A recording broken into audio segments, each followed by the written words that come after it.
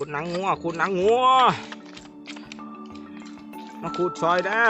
What?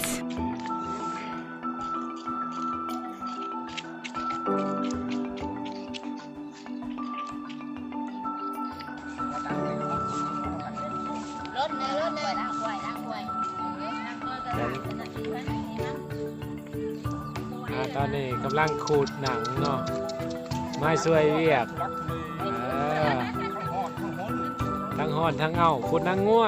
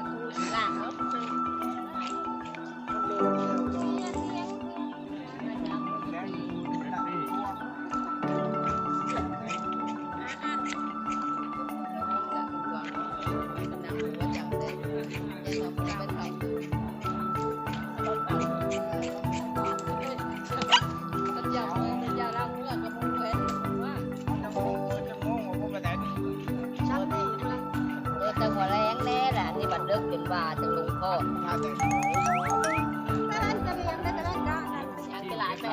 นั่งกระดกจนหมด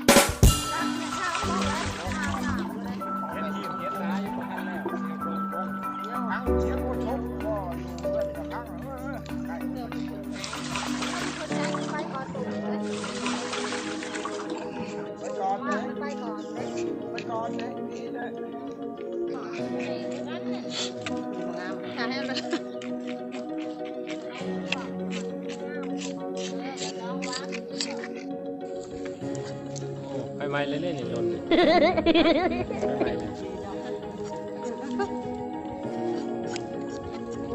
ขั้นตอนการหัวหนังทั้งขูดทั้งล้น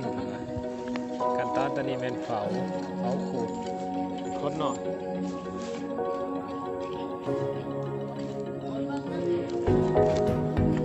แต่ไม่ได้ทำอย่างนี้แบบ